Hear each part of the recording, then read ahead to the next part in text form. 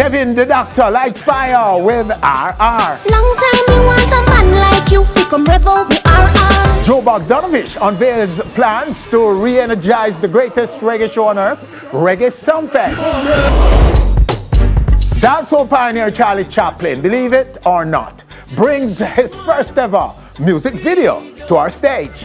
Freedom. How exponents of reggae can lift the profile of reggae at the Grammys. All coming up. Plus, this week's E-News reviews and more. Welcome to the show, everyone. I'm Winford Williams. We'll be right back. So tell me what you want. Long time me want a man like you, fi come revel me RR. Reaching more and more screens around the world every week. On stage. So much more than entertainment.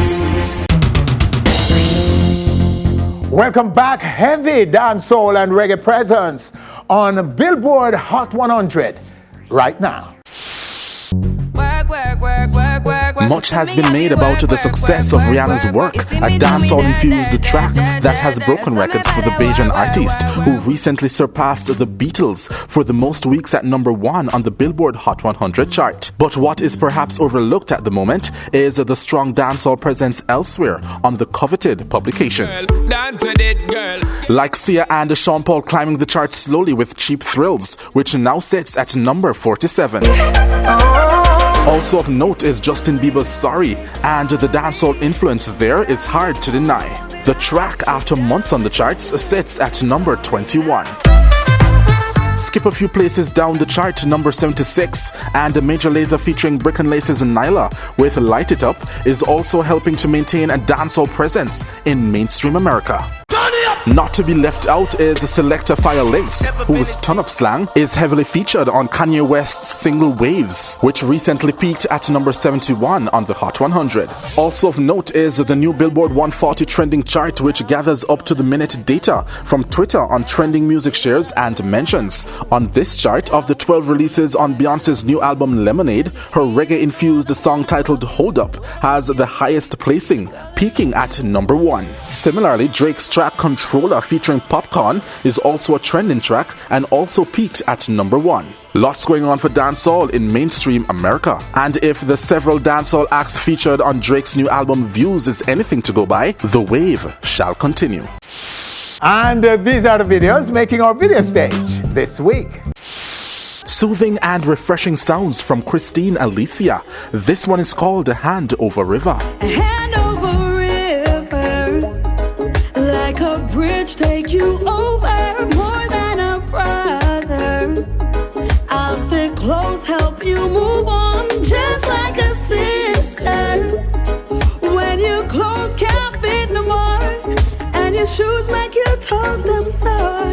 A story of friendship and betrayal. The long and short of the story is do not cheat. This is Eli with Best Friend. Me a lie, me a cheat. Out a road and things semi-slick. Figures say me cover every track, but me miss your best friend catch me. Yeah. Whoa, they had you mall with a girl. Your best friend a shop and she see it all. Wonder if a God make it happen or she a try set me up. This artist goes by no name and no real identity. In fact, his identity is behind a mask. This track is called Tank Up. Money and Roma, me wake up. Me stay up all night with this shit and any kinda jealous of millions to make up. Dollar sign get for me last nerve. Them want kill me for the password, but them woulda never hear me say the last word.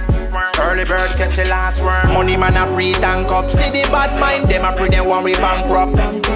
And the last time Protégé was right here on stage, he made mention of an artist by the name Black Hero. Well, here he is, an unorthodox Rastaman singing about his herb. Always you believe it, the herb I will be steaming. I never will believe it, you'll die. So just pass me the Weasler. I say beg you a ride. I say sell me a lion pride. Just me and the herb, in the man, me and the herb. Stay with us. Still to come right here on stage, Devin Di Dakta lights fire with RR. Bogdanovich unveils plans to re-energize the greatest reggae show on earth, Reggae Sumfest. Dancehall pioneer Charly Chaplin, believe it or not, brings his first ever music video to our stage. And how exponents of reggae can lift the profile of reggae at the Grammys. All coming up. We'll be back.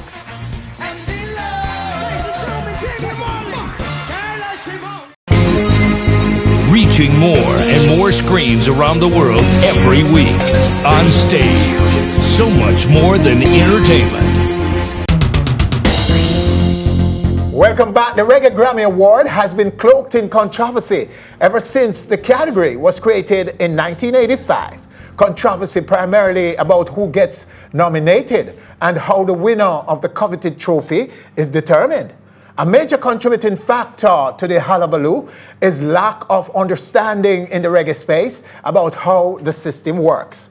Here on stage right now is someone who knows and has been working very hard behind the scenes to not only inform the space, but to also involve the exponents of the music in the process.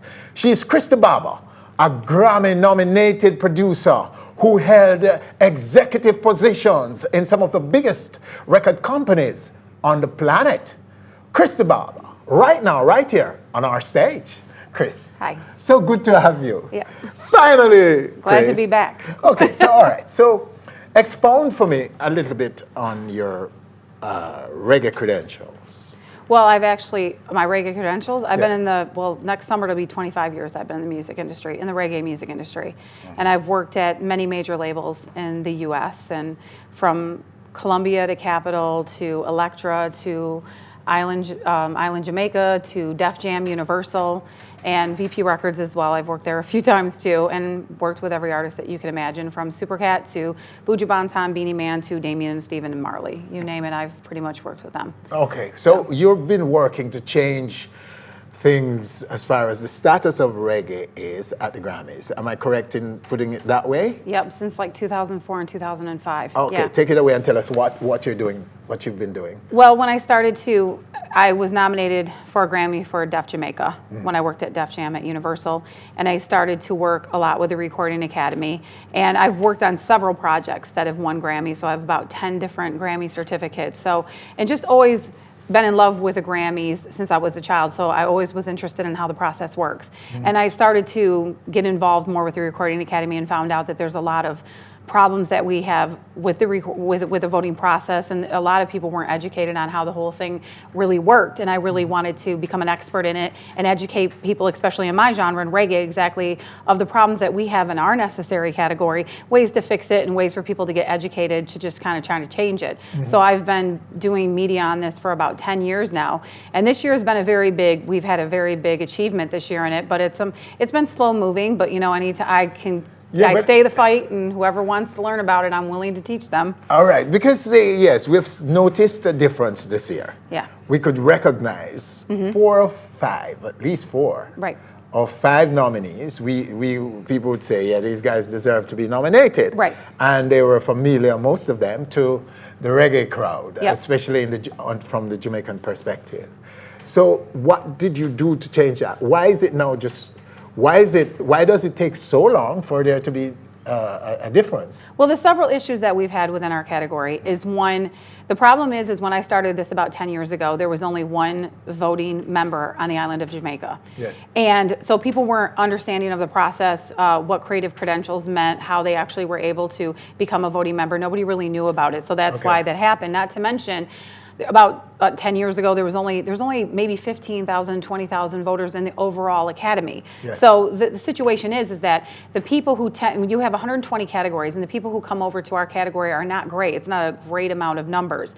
But the people who tended to come over and vote into our category was like, for lack of a better analogy, a white man in his 40s who lived in Minnesota. So, you know, when you'd see the first ballot come through, which would have all of the right albums that came out that year, he wouldn't necessarily be in the know of what really was successful in the genre that year, as we would know. But he'd look at it and go, oh wow, I love Jimmy Cliff, or I love, you know, he'd know the Lee Scratch Perrys and the people that, you know, he's in his 40s, these is who he was a fan of or who he was exposed to. So he would vote for his favorites. He wouldn't be aware of who an Etana was or a Taurus was, because he's not really in the reggae industry. He's probably a man who plays, the violin in classical. You never know, it's just somebody coming to visit our category, not necessarily eating, drinking, and sleeping it, knowing the new artists and the people who were very successful and the ones that were kind of running the road down here and all that. He was just kind of voting for the name he knew. Right, for who they're familiar with, basically. Right, yes. So then I knew that the problem we had, or what I discovered is that the people in the know weren't voting.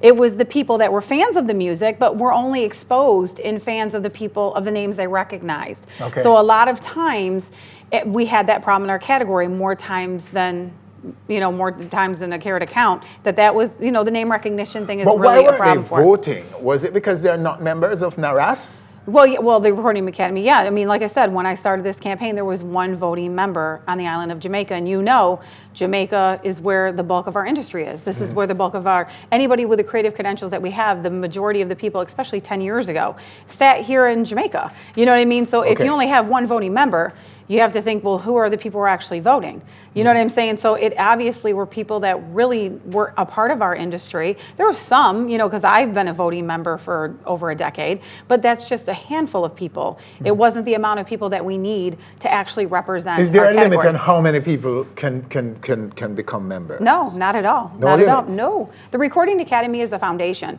So any money that comes into the Recording Academy goes to, music in schools, the Grammy Foundation, the great work that they do on the Hill and in the capital of the United States to change laws in publishing and stuff like that. So no, they're very excited about this campaign that I've been running for 10 years because it brings money into the Recording Academy Foundation. So if you have the creative credentials, they would love to have you as a member. That's the word, creative credentials. Right. So what is that exactly? Well, all you have to do is have 6 creative credentials that the Recording Academy deem creative. And if I'll start running them off to you, and like I said, you're going to know 1,000 people down here that have them. The artist, recording artist, and these all have to be people who have done 6 things of records that have been released in the United States, because the Grammys is a U.S. award. So an artist, a musician, a mixing engineer, a recording engineer, a video director, a video producer, somebody who writes the liner notes, somebody who designs the record covers. These are all people that are considered creative people. Okay. So if you think of, I'll use for example, let's say Damian Marley, I'll use him as an example. He doesn't have to even necessarily put out 6 albums. He can just be featured on 6 tracks. Once you have 6, you can sign up to be a member. And then you could say you retire the next year, but you will always be a member if you pay up your membership. You only have to have those first initial 6 credits. So think of all of those people. Jamaicans we have thousands of people who have the ability to be a voter. And what does it cost? What's the process of getting it? They have different payment plans that are on there, but the basis is it's $100 US a year. And then if you buy 2 years, it comes down to, I think, like $250, and then 3 years is like $3. It gets less and less if you buy it in packages. Okay. But like I said, a lot of people have complained to me, $100. Are you kidding me? The artists that we have, that's like 10 times a dub plate you might charge if you're hot. I mean, $100 isn't hard to find if you care enough to want to be a part of the process. There's a way to find $100 US just to make sure you keep your membership dues up. But trust me, there's a lot of us that don't. So those who decide who is nominated are the same people who decide who wins? Yes, the Grammy voting members. So they vote twice? There's they 2 vote ballots. for the nomination. Right. They nominate the albums. Right. And then they vote for who they think is the best one among all the the ones that are submitted. So Chris, Just Stone, Reggae Artist of the Year by Billboard magazine. Right, correct. Why was she not nominated for the Grammys? Well, she did make it through the screening committee process. Her album was deemed a reggae record. And that's where I feel like we made strides this year in our category. And I'd like to think that my 10-year campaign had something to do with it. The Recording Academy voters didn't nominate her. She made it on the first ballot, but she wasn't one of the top 5. So knowing that now that we've got people, Morgan Heritage has never been nominated for a Grammy, let alone won until this year. I mean, and I've always said this in my campaign, Barris has been nominated but has never won. These have been 2 of my biggest examples. And we finally broke the glass ceiling with Morgan Heritage. Just that if it was really the #1 reggae artist in the world, I know everybody's upset about it, you would have won the Grammy and you didn't. Morgan Heritage did. So. So, fear not. If I want to be a voter for the next Grammy, right, right? Can I start the process now and get, Yes, and you get can start ready the process for now. that? First off, I say this all the time. I've been in the industry for 25 years. I'm not hard to find. Any artist or any musician, anybody that's in this industry that wants to know the process, that might forget what I'm saying right now, find me. Because I have no problem saying it again and 100 times again. Go to Grammy.com.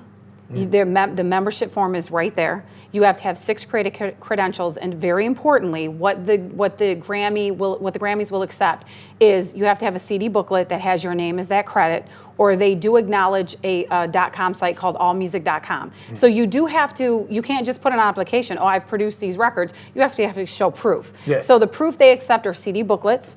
And they approve whatever's listed under your name as a musician or an artist or a producer on allmusic.com. So those are, besides filling out your application, you actually have to have the proof of those 6 creative credentials, which again is not that hard to do.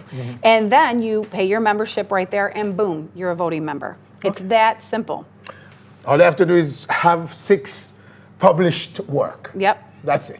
6 something that you've published in whatever field you're in the music with creative credentials. Chris, it's so good to have you. Wonderful information. I'm sure people are excited and will. I'm actually calling on you to go and get involved, because I've been to Grammys 3 times and there are so much about it that could help your career, so much behind the scenes. You need to be there. They were asking for Bounty Killer that year in the media room, the biggest journalist in the world, entertainment journalist in the entire world, in one place, asking where's Bounty Killer, when no doubt won that award in which, for that song that Bounty was featured in. Everybody's asking, where's Bounty Killer in that room? All right, Chris, thank you so much. Well, there you have it, right here in this segment, Chris Barber. And we hope you will take action right now to be a member of the Grammy Voting Academy. Stay with us, still to come right here on stage. Long time you want a man like you. Devin Di Dakta lights fire with RR.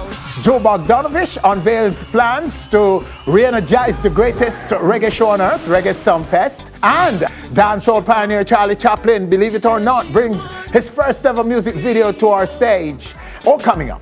We'll be back. Boom shalatum gashman.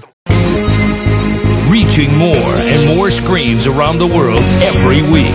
On stage. So much more than entertainment.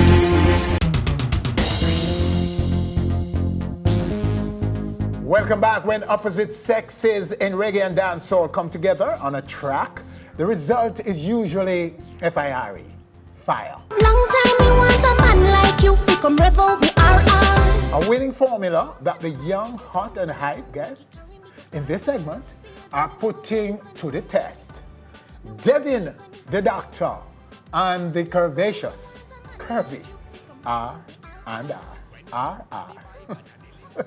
Hello, R, how are you? I'm so nice to be here. I'm good. Oh, it's so good to see you again. And Devin, sir, the duck. You're good? Well, good. All right, so let's start, Devin, with the elephant in the room, that fight in the Taboo parking lot. Yeah. Where's that now? It's in the hands of the law. The law? Yeah, so it's in court? Not yet, but hopefully, as I'm saying, the police, the police are dealing with it right now. The police are investigating? Yeah, man, them still up on the case. Oh, really? So somebody can get arrested? Yeah, man. Eh? Yeah, man. So who's pushing it? You? You're making a case? You reported it and want an arrest? Report it. Eh? Yeah, man, we report it, man. So was it a fight or a beating? Because it is said that it's a beating. You were beaten by security personnel. It was the gang, the beating at the Taboo parking lot. Okay, and you reported it, and so it's in the hands of the law now. Right now, yeah. So you're awaiting the outcome of that? Okay, I see what you mean. All right, so let me start with you, R. Let's give me a quick summary on your career now, a little update. What's happening for you? Well, I have a brand new collaboration out now with Devin Di Dakta and myself on the Moscato rhythm for Christopher Birch rhythm Moscato. I've had a lot of projects that are going to come out for this tenure.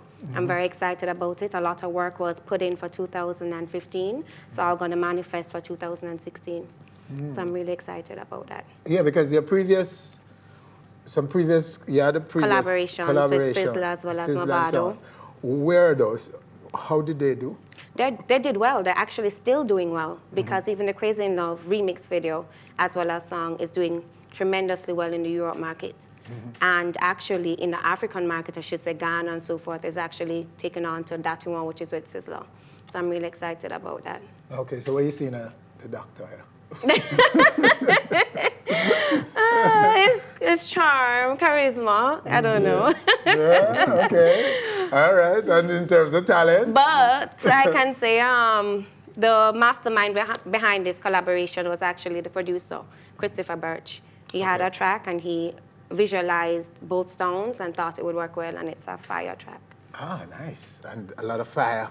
It's generating. Yet, Devin, is that generating fire? Blazing. A lot. Me get calls every single day from overseas, especially Trinidad. So I have to big up Trinidad. Because every single day, right now I have a list long, so I dub plate need to do for that song. So it a blaze up overseas. So the Trinis are on to you? Yeah, like you over Trini. there? A lot of other countries in the Caribbean, like even Barbados, me get a call from Barbados, say, yo, that song is a must-play song. Okay. So Nice. like every single club, every party is a must-play, and I have to ask if you have to hear, rev out the RR. So on the DJs Moscato. are seeking you out Yeah, right man, now. right for this. Nice, that's good. That's where I think artists, everybody wants to be. So give me a quick update on your career now, since the last time we spoke right here. Yeah. How's it going? Is it on the up still? Yeah, man, up. That go up, Nah, turn up? drop, no time. And as I say, still I do some work with Sly and Robbie. You know, the album, collaboration album with me and JL will be out soon. Yes. Just the finishing touch. I go on from that. Nice. And the song named Forevermore is a one-drop song on Cold Art Rhythm produced by Robert Livingston. Crazy call from Zimbabwe again. Oh. With that one-drop song. Them I say, yo, we need to see Devin Di Dakta. Just last week, I did an interview via Skype for station of Zimbabwe. So songs them are going well. Ribbon Be Deng Deng, you know that I blaze up a place up to now, and everywhere we go, you know, shows every week same way. People in love see Devin Di Dakta. That's great work I go on same way. Nice. I should commend you on doing an album. Yeah. This stage of your career, because typically dancehall artists don't do them, do albums, and it's good that you're doing one so early out. Commendation on that, and good. You're being called in Africa. Yeah. Wow. Well, all right. Well, let's go to this video right now as well. Go on right here. Long time me want a man like you, fi come rev out me RR. Jump on the bike, make you boom, boom, boom, make it carry me go far, far. Baby, me want ride pony, me want ride pony. Long time me want a man like you, fi come rev out me RR. When you jump on the bike and a dilly dally, your pretty body initially make you win the Grammy. Your body. Well, you know, it's a nice video, and but you know, all right, that's you. There. That is me. We have no doubles on the video. There are no doubles. That's me. You know, you take the video. I'm giving you the video right now. The video is yours. This time of Curve Wars. Yes. Ah, Yes, wow. That's the Devin. I'm sorry, sir. You didn't exist in that one. No I problem. kind of heard your voice, but I give it to you. That's yours. That video is yours. It's Wonderful. a hot video. Hot. Yeah, it's fire. Fire. It's real fire. Big up the Maniac visuals for Right. the video. TGE. And Shelly Curran was Management. like a co-director on the video scene too. Okay, so you were coached into the move there. Were you coached into that, or were you able to just do that naturally? Wasn't coached, you know. The song was fitted for Rebel and Regal, so we just fused the two together and an awesome product came out.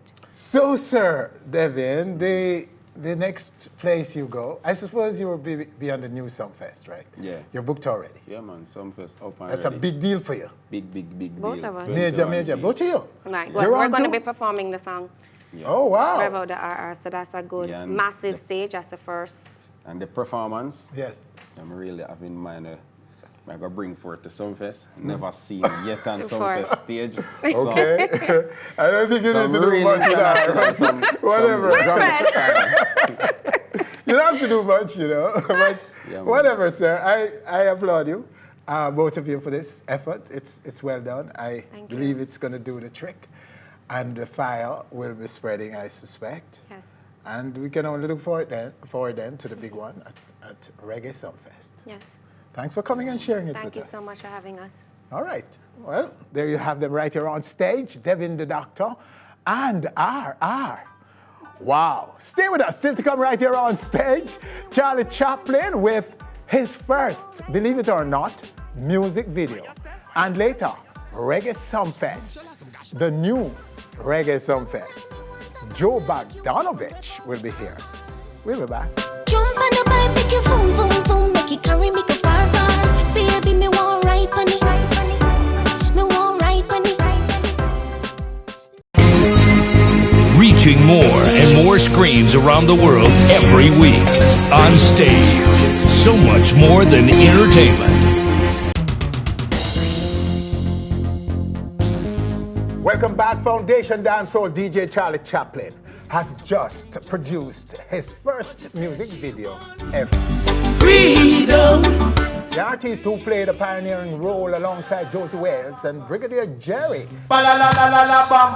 Dancehall's creation had put his music on pause to form and run his own security firm known as Border Patrol. The said video is right now, right here, on our stage for the first time anywhere in the world. Charly Chaplin, sir. Respect going forward. You know, I needed to add OD to your name because you've earned the Order of Distinction. Definitely. As Jamaica's what? Third highest honor? Third, yes. Congratulations, sir. Blessed, I do. Congrats on making your very first video. Yes. Yeah. Is it a return to music, Charly, at this time for you? Well, we never gone nowhere still, you know. We're there, same we are tour overseas, but in terms of putting out the work locally, we take a little break, go back to school and go get a master's in logistics and chain management. Oh, yes. And then we kind of run my company. Yes, so those two things. You were studying logistics and pick up a master's degree. Yes. And you're also the founder and chief CEO. Executive officer of Border Patrol, your own security firm, which is very firm at events. We'll talk about that later, but let us go to the video first of all, Charly. Can we do that? Can we just go to the video right here? Freedom, freedom, baby girl.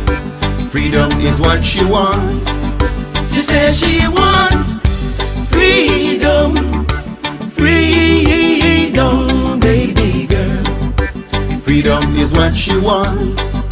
Whoa. All right, there you have it. Freedom from Charly Chaplin. Is that the title? Freedom? Yes. She wants freedom. She wants to go. She gets a green grass. She gets a green card, what? A visa and is going overseas, right? Yes. That's the story of the song. But how difficult was it? How do you find making a video, Charly, for the first time? Because guys like you weren't even making records in the early years of your career. Records were like beneath you guys in the late 70s when you were pioneering dancehall. Yes. You wouldn't even make records. You were live on the sound system yourself, Josie Wales and Brigadier Jerry.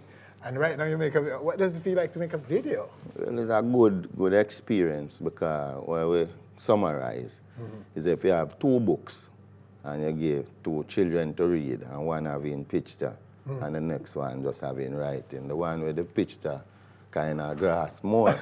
So, you know, say the lyrics out there and people love them, but they have to assist something too. Yes, sir. So based upon that concept, then we just come up with it. All right, great. So you're saying that you've always been overseas doing shows. You weren't doing much in Jamaica in terms of, and you were recording as well. You were doing I record some tracks because the Freedom single is from an album that I'm working on now for the summer.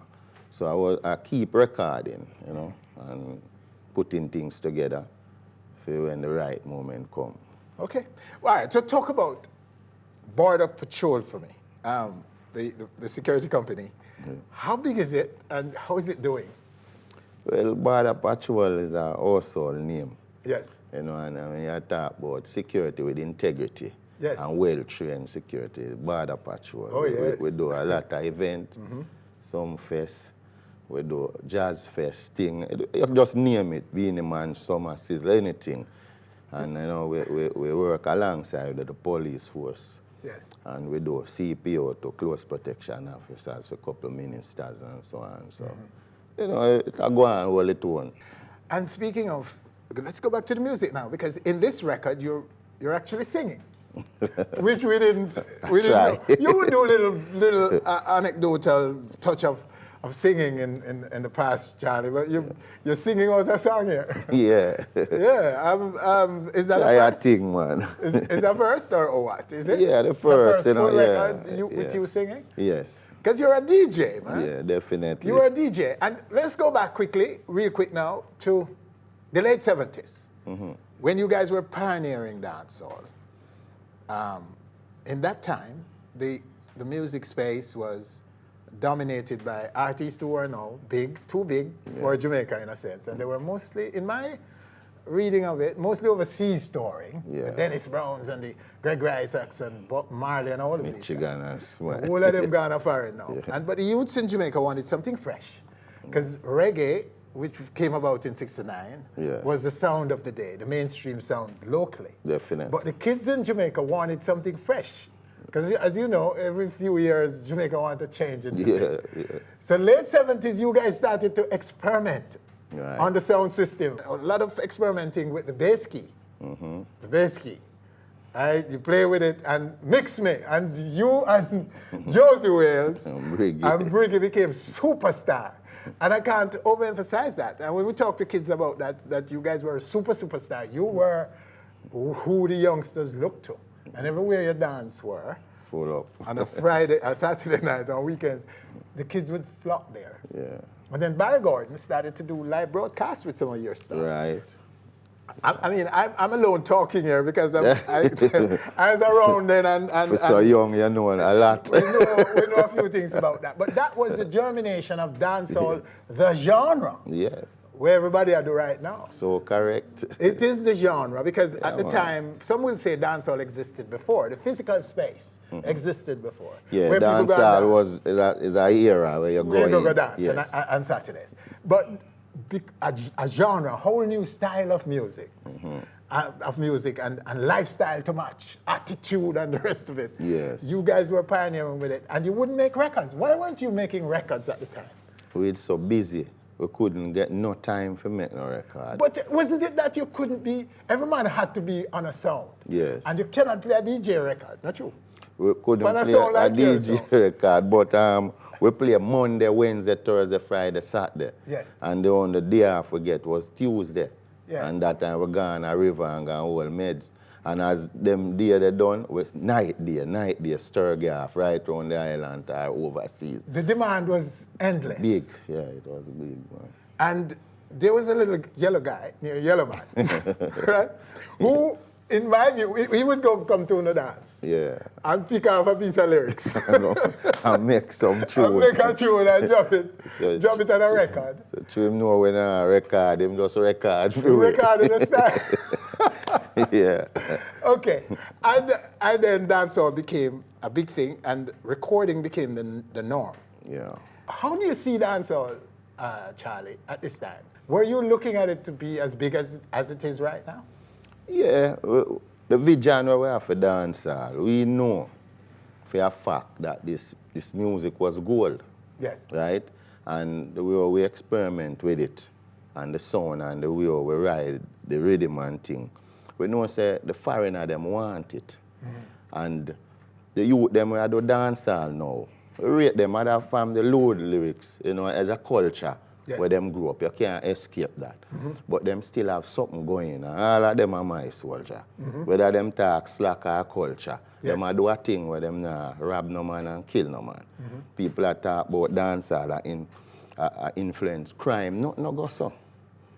A poverty influence crime. So if you can take out the poverty, if a man do a song in the US and him put it out and it flop, him still rich, because 52 state buy it.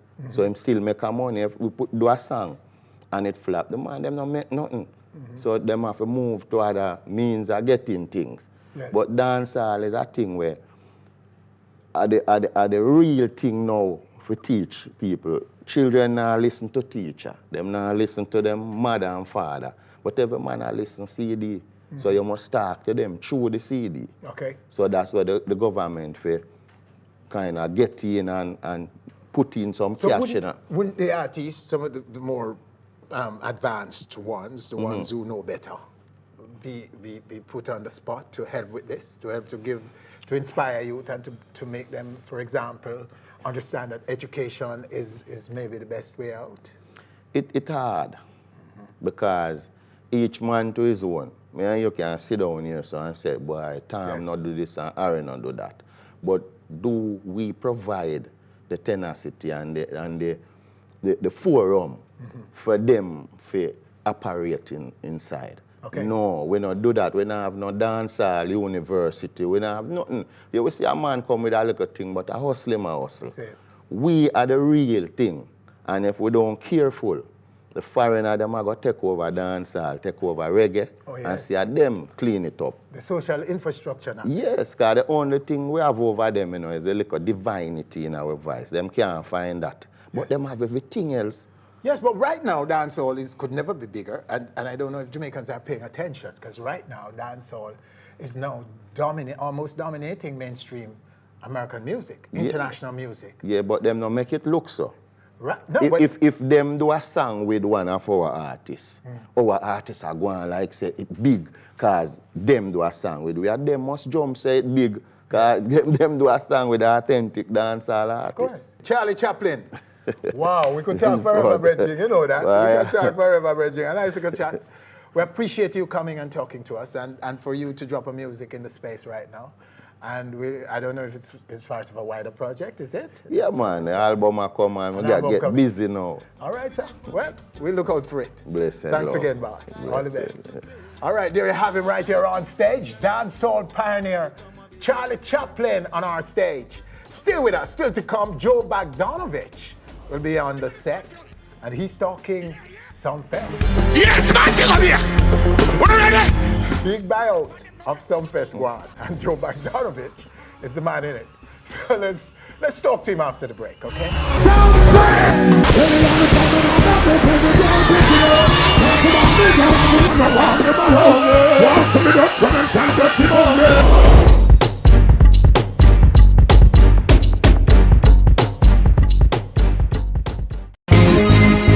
Reaching more and more screens around the world every week.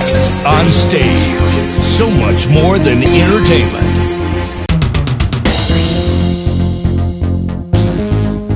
Welcome back. First, it was Down Sound Records, a full house record company. Then Sting, the greatest dancehall show on earth. The Kaylee Group, a nightlife entertainment company which included Usain Bolt's tracks and records and the famous nightclub. And now, the greatest reggae show on earth, Reggae Sumfest. Bogdanovich is easily the biggest investor in Jamaican entertainment. Jason Williams filed this report for us last week right here on stage on the announcement of the Sumfest acquisition. The once elusive Joseph Bogdanovich has over the last couple of years become one of the most popular figures in Jamaican pop music, and now most powerful. When it was announced this week that the American-born businessman acquired quarter-century-old institution Reggae Sumfest, his power really came into sharp focus. A monetary value to the acquisition hasn't been disclosed, but we do know that major changes are abound. Changes like trimming the 3 nights inside Catherine Hall to just 2 and introducing what the team is calling a groundbreaking first by streaming Sumfest 2016 in interactive 360 virtual reality. Former Sumfest principals Johnny Guzong and Robert Russell will work closely with Bogdanovich for the 2016 staging. Okay, well there you have it. Johnny and Robert and Tina are all on board. And the big man right now, right here on stage, Joe, to tell us more about what is going to be new and different in details for Sumfest 2016. Joe, sir, congratulations, first of all, on your acquisitions, and thanks for your investment in Jamaica. And it's not just in entertainment, because you're also the principal of Hardware and Lumber, True Value, right? Yes. Yeah, so there's that other side of investment. So it's Jamaica you're investing in, Joe? Well, let me make something absolutely clear. Yes. This is not a me thing. You know, this is a thing where, you know, for example, with with Sumfest, you know, I'm working strongly with Johnny Gusson and Robert, you know, to the Russell. Robert Russell to the fullest, and alongside with the Down Sound team. I think that we're going to add a lot of good energy, a lot of good distribution, you know, a lot of hard work that hopefully will be awesome. Okay, so you're willing to work and to open up opportunities for persons in the industry, and the guys who have been the principals of Sumfest are still pretty much on board. Oh yeah, we're tight. We're working hard. We're talking every day, getting things done. Okay, so how did this acquisition of Sumfest come about? Well, you know, I think actually they came to me saying, Joe, what do you think about Reggae Sumfest? And, you know, I thought about it, and we talked about it, and they made me an offer I couldn't refuse. Oh. And do you mind saying what that offer is? Big dollars, big bucks. Oh, Joe, you can tell us the numbers, but all right, cool. Yeah. Okay, so what are you going to do to it? I know the festival has had some rough years. In recent time, it's been tough for them to pull it off. What are you going to do to change that? Well, you know, I think actually Reggae Sumfest has been around for 23 years. It's celebrating the 24th year. I think it says a lot about the brand. Things go up and down. I think right now we really have a big opportunity, and that's why I got involved. And the opportunity really lies through technology. Okay. And I think now on a small island of Jamaica that we can really take the culture and the music to the international market and get a lot of people looking at it, looking at brand Jamaica, looking at brand Sumfest, and you know, get the support of international sponsorship. Just because you have some international stars that are hype, some maybe are hype, doesn't mean that you can get the kind of strength from an international sponsor. Okay. You see, so it's to get that kind of support is what is going to make you an international festival. So we don't have one now. Oh, so in a sense, you are going to be internationalizing the entire brand, Sumfest. Yeah. I also, before I forget, I want to really thank those guys for 23 years. You know, the management and the stockholders of Reggae Sumfest and the whole business community that really made that into a brand. You know, made that festival into a brand, and I just want to say that I really have a lot of respect for that, and I don't think that anyone's going to think about leaving Mobay. Okay. Okay, so so can you tell us anything more about what will be different, what will be new? I know you're going to use the technology, and we reported about the 3D streaming and so on. Who will be? Well, let me just tell you, you know, on Thursday night in the past, you know, Reggae Sumfest brought, you know, top dancehall acts.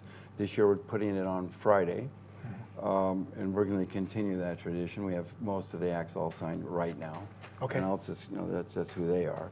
When it comes to the international night, the International Fusion Night, we're going to have top reggae acts again that are international in scope, and we're going to bring in a surprise act from offshore Jamaica. Yeah, and somebody that you're going to love, and you're talking Big Joe. Well, you know, I am Big Joe. Okay. So, but you don't want to say anything about? No, I can't. I get you to wait for that a little bit later. You know. Okay, so it's down to 2 nights at Catherine Hall. Yeah. It used to be 3 nights. So, wouldn't you be doing something on a Thursday night? Anything? Yeah, we're having a sound system fete, which is maybe kind of like a clash, a peaceful kind of clash, and celebrity oriented, and it's going to be a fun thing with 4 or 5 different sound systems.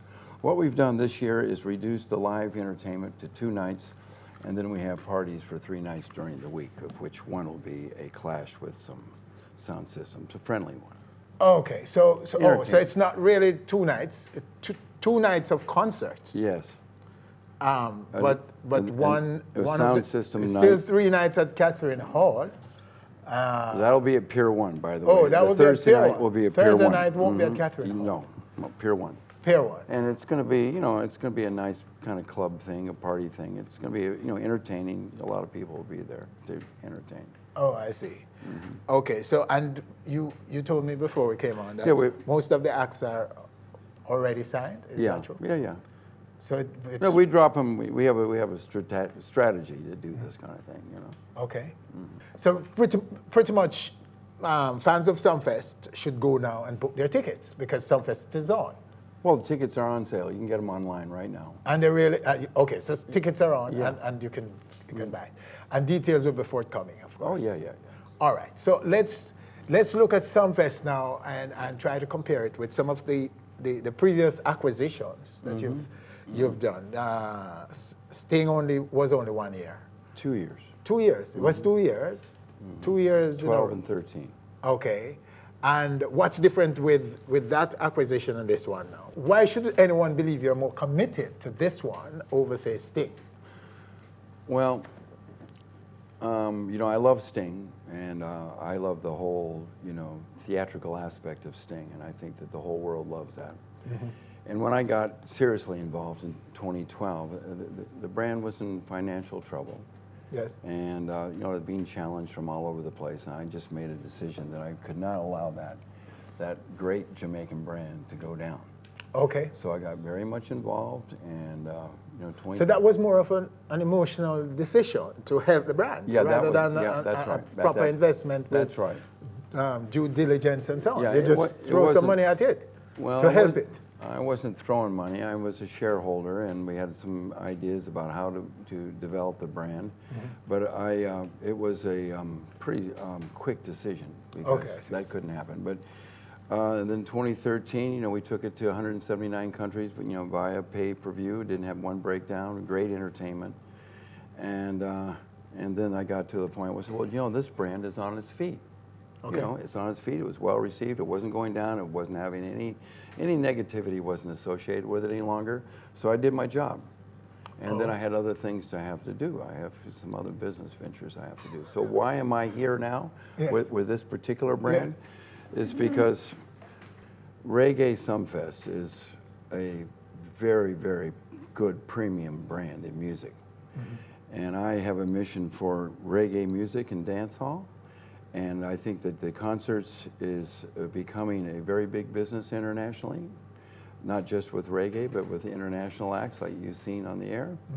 And I think that with Reggae Sumfest, with bringing good reggae music and making sure that your goods are right here and you have your house in order here, and you connect by getting an international audience, and that's what this whole VR thing is all about. That's why I'm back in it now. So this is a more serious investment, a more committed, a longer-term investment, you're saying? Well, let me tell you something. I'm assembling an international board of directors to see how we can place this brand to the real international market and represent Jamaican great music, great reggae and dancehall music and whole lifestyle and culture. That's what we're doing. And, you know, I think I'm gonna take it on the road. We've been offered deals to take Sumfest on the road with some very, very big players in the business. Okay. So we'll see about that. This is gonna make sure this show goes right. We get the right kind of, you know, support from people like you, journalists like you, like from the sponsors to understand that this brand of music is something that's integral to yourselves, and the fact that it is a natural resource, you must respect it, and you must be able, it is you, so people do like you. They like you all over the world, and you have to stand up and do it right. So that's what I have an opportunity to do right now with this whole television and streaming kind of sensibility. So you're a citizen now, Joe? Are you a citizen, an official citizen of Jamaica? Are you a Jamaican now? Well, I don't talk like a Jamaican, but I walk like a Jamaican, and I appreciate, you know, the hospitality and the warmth of the Jamaican people, and you know, I love Jamaica. Joe, you still don't answer my question, but I suspect that you are not officially a Jamaican citizen. Well, I have to be invited for that kind of thing, you know? Okay. I'd feel better if they invite. If somebody invites you to be a citizen? Yeah, I'd take it up. Well, I'm inviting you. Okay, good. All right, sir. Well, Joe, thank you so much. We look forward to a renewed, revitalized, re-energized Reggae Sumfest. Okay, thank you. Yes, man. All the best. All right, there you have him right here on stage, our very special guest in this segment, Joe Bogdanovich on our stage. Winfred Williams, on behalf of all of us, thanking you for joining us. Do join us again next week for more On Stage. The system got to change, got to get it rearranged right now. Hey, Reggae Sumfest, nature is there. Don't you know? Talking about something. Pull it there. Celestial. When it's a revolution, mentally, physically, spiritually. Seek ye first the kingdom of Jah, and all things shall be added. Mama, mama, mama, papa, papa, sister, brother. Listen, ya. Hey, listen, ya. The system got to change. Got to get it rearranged. Right now. Rastafari, watch out now. Don't you know? Talking about some revolution in a country and town. Hi, thanks for watching our video. Hope you have enjoyed it. Please subscribe to our channel by clicking right here and enjoy so much more where that came from. Music, just leave me alone. This is the same thing Ninja Man is asking and so forth. So we can come to a guideline where you're up and so forth. It's like, it'll be like a restrainer, but it's not really a restrainer and so forth. You stay in your zone and I stay in my zone.